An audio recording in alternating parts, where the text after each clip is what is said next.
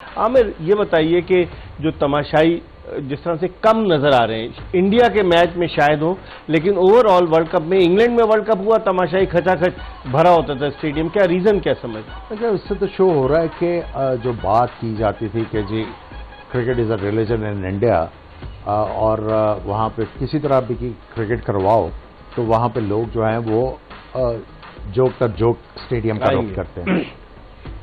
इस टूर्नामेंट से प्रूव हुआ है कि वो सिर्फ इंडियन सेंट्रिक है। आईपीएल में तो खचाखच भरे, वही मैं कह रहा हूँ, सिर्फ इंडियन क्रिकेट सेंट्रिक है, नॉट क्रिकेट सेंट्रिक। अच्छा, इंडियन क्रिकेट सेंट्रिक, उसमें फर्क है। सो आई थिंक अब काफी लोगों को अंदाजा हो जाना चाहिए कि भाई अगर वर्ल्ड कप आप इंग्लैंड में करवाते हो तो ग्राउंडें जो है खचाखच भरी होती है।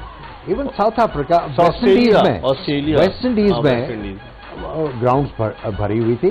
पिछले जो वर्ल्ड कप T20 हुआ, सरप्राइजिंगली ऑस्ट्रेलियन मैचेस के ऊपर लोग नहीं आए। हाँ, ऑस्ट्रेलिया के जो मैच हुए, अदरवाइज जितने भी मैच, इंडिया पाकिस्तान का मैच खचाखच भरा हुआ, इवन इंग्लैंड के मैचेस पे बहुत ज्यादा लोग आए। सो आई थिंक कि इंडिया का जो ये क्लेम है वो नलिफाई हो गया। लेकिन ब्रेक से पहले आप ऑस्ट्रेलिया की बात कर रहे थे और इंडिया के मैच की। समहाउ इकबाल भाई, इस दफा जो ऑस्ट्रेलिया की टीम है वो आपको वो वाला कॉन्फिडेंस नहीं दे रही कि ये वर्ल्ड कप जीत, वो प्लेयर नजर नहीं आ रहा, वो एक्स फैक्टर नहीं है। सही, अगर आप दूसरी टीमों को देखें तो एक्स फैक्टर आपको नजर आता है। ऑल्दो इंग्लैंड की टीम पिछला मैच हारी है, लेकिन एक्स फैक्टर है। अगर वो लेके आते हैं रीस टॉपली को अपनी लाइनअप में तो उनकी बॉलिंग भी बड़ी तगड़ी हो जाएगी। देखिए इनके जो स्टीवन स्मिथ हैं, कप्तान भी रहे हैं, फॉर्म में नहीं है। एक मिच मार्श हैं जो कंसिस्टेंटली रन करते आ रहे हैं। डेविड वार्नर भी किसी मैच में करते हैं और बाकी मैचों में खामोश हो जाते हैं। तो ये जो लाइनअप है और इनकी जो बॉलिंग लाइनअप है, जिस तरह इनके लेफ्ट आर्म फास्ट बॉलर हैं अपना मिचेल स्टार्क, अगर आप उनकी बॉलिंग देखें इन कंडीशंस में वो गेंद करते हैं आगे, यहाँ पे खुली वो ड्राइवे खाते हैं। सो आई थिंक अगर उनका गेंद अगर स्विंग नहीं करता, सीम नहीं करता, तो आई थिंक वो बड़े इजी ऑप्शन बन जाते हैं बैट्समैनों के लिए। सो ये वाली लाइनअप जो है वो समहाउ आपको वो वाला कॉन्फिडेंस नहीं दे रही कि ये वर्ल्ड चैंपियन मटेरियल है। अगर आप इस बॉलिंग लाइनअप को देखें, अब फास्ट बॉलिंग में तो एक कप्तान हो गए पैट कमिंस, उनके अलावा फास्ट बॉलिंग में जो अपने जोश हैजलवुड भी हो गए और मिचेल स्टार्क भी हो गए। उनके अलावा कैमरून ग्रीन वगैरह ये मीडियम पेसर्स हैं और इनकी पिटाई नहीं होगी, आप समझते हैं, इस तरह के बॉलर्स? जी हाँ, बिल्कुल, ये सही कर आमिर भाई की बात को एग्री करूंगा कि पहली दफ़ा ऐसा लग रहा है कि ऑस्ट्रेलियन टीम ऑन पेपर इतनी स्ट्रांग नहीं है। फिर अगर आप पीछे से सीरीज इनकी 2-3 देखते हुए तो स्ट्रगल कर रही है इनकी बैटिंग भी और बॉलिंग भी, मतलब कॉन्फिडेंस थोड़ा सा लो है साइड का, और बॉलिंग में इतना डेप्थ नजर नहीं आ रही। जंपा भी इतनी फॉर्म में नहीं है जिस तरह वो पिछले दिनों फॉर्म में थे, तो कहीं ना कहीं स्ट्रगल। ग्लेन मैक्सवेल वापस आए, आप समझते हैं कि ऑफ स्पिन बॉलिंग के जरिए इन विकेट्स पर वो सक्सेसफुल होंगे? मेरे ख्याल में बिल्कुल थोड़ा सा बॉलिंग तो करेंगे वो, क्योंकि यहाँ पे जितने ज्यादा जिस तरह की बॉलिंग कंडीशन है, आपको 6 से 7 बॉलर हर टीम के बॉलिंग कर रहे हैं। इनके पास एक ही स्पेशलिस्ट स्पिनर है, एडम जंपा की सूरत। जी हाँ, बिल्कुल मुश्किल हो सकती है इनको, ये पेस पे जाएंगे, अपने पेसर्स पे ज्यादा डिलाई करेंगे। जो इकबाल भाई, इनके पास ऑप्शन कम है स्पिन बॉलिंग का। अगर आप देखें, एडम जंपा है और सिर्फ मैक्सवेल है जो कि पार्ट टाइम है, तो इनके पास स्पिन बॉलिंग में थोड़ा कम है। पाकिस्तान के खिलाफ प्रैक्टिस मैच में इन्होंने लबोशेन से बॉलिंग कराई, इन्होंने स्टीव स्मिथ से कराई। हालांकि जब स्टीव स्मिथ क्रिकेट में आए थे एज अ लेग स्पिनर आए थे, बाद में उन्होंने लेग स्पिन छोड़ दी। फिर उसके बाद इन्होंने डेविड वार्नर से भी बॉलिंग करा दी, वो 2 ओवर में 41 रन दिए।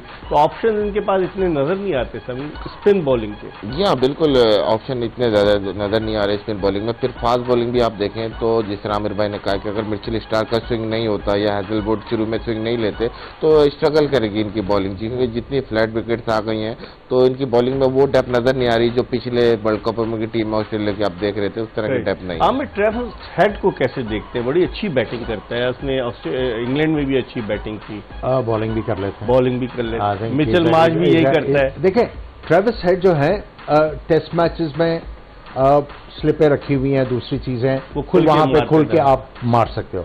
जब आप ओडीआई की क्रिकेट की बात करते हो तो उसमें डिफरेंट सेट ऑफ स्किल्स की रिक्वायरमेंट है। क्या उनमें वो वाली वो स्किल्स हैं? स्कैटर्ड फील होगी। ओडीआई क्रिकेट में बाउंड्रीज कंसिस्टेंटली तलाश करना, वो स्किल जो है वो पता लगेगी कि उनमें बड़े टूर्नामेंट में है कि नहीं है।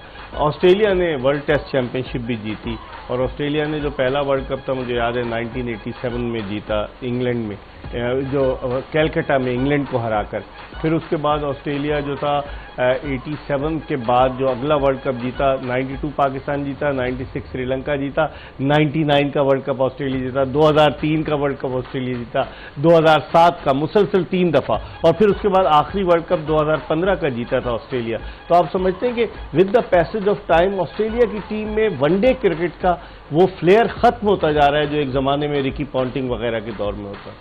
जी हाँ, बिल्कुल ये सही बात है कि थोड़ा सा प्लेयर खत्म हो जाता जा रहा है, क्योंकि अगर आप बेसिकली देखें तो इनके भी काफी प्लेयर आप काउंटी क्रिकेट में भी नजर आएंगे, लीग क्रिकेट में भी नजर आएंगे, आईपीएल भी खेल रहे होते हैं। तो वही बात हम कर रहे थे कि फर्स्ट क्लास क्रिकेट और अपनी आप डोमेस्टिक क्रिकेट को फोकस भी देंगे तो आपका क्रिकेट का ग्राफ नीचे जा रहा है। अब चलते हैं आस्क MIB, मिर्जा इकबाल बेग से पूछें, आज देखते हैं कौन हमसे सवाल कर रहा है।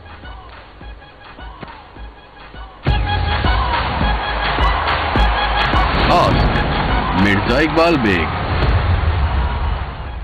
मेरा सवाल मिर्जा इकबाल साहब से ये है कि किस क्रिकेटर को विस्परिंग डेथ का नाम दिया गया था?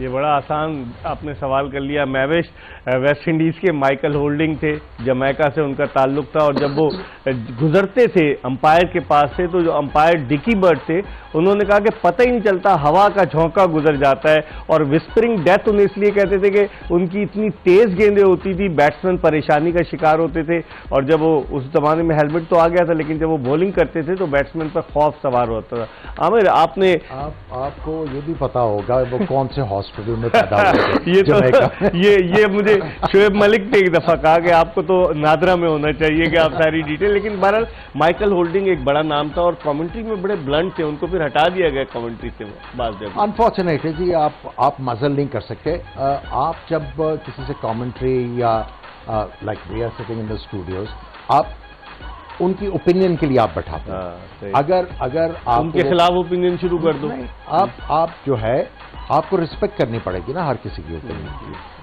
अगर आप उसको मजल करने की कोशिश करेंगे तो दैल बी, वो फिर सारा कुछ रिपोर्टिक हो जाएगा, वो उसमें नेचुरलिटी जो है वो बिल्कुल खत्म हो जाएगी। सही। अब हमने जो आपसे पूछा था कि क्या आप जानते हैं, आपको एक मरतबा फिर सवाल दिखा दें कि जो इंटरनेशनल क्रिकेट काउंसिल ICC कब कायम हुई थी। आपको इसका जवाब देना है कि 1965, 1989, 1909 और 1950। तो ICC जो थी वो 1909 में कायम हुई और फिर उसके बाद इसका इंपीरियल क्रिकेट काउंसिल भी नाम रहा, फिर उसका नाम इंटरनेशनल क्रिकेट काउंसिल हो गया और आजकल तो ये इंडियन क्रिकेट काउंसिल है, लेकिन ये ICC जो थी 1909 में कायम हुई थी। तो इसके साथ ही आज के इस शो का वक्त खत्म हुआ। कल इंशाअल्लाह ताला जिंदगी ने वफा की तो दोपहर 12:30 बजे आमिर सुहेल और मोहम्मद समी के साथ दोबारा आपकी खिदमत में हाजिर होंगे। मिर्जा इकबाल बेग और एक्सप्रेस न्यूज की पूरी प्रोडक्शन टीम को इजाजत दीजिए। अल्लाह हाफिज।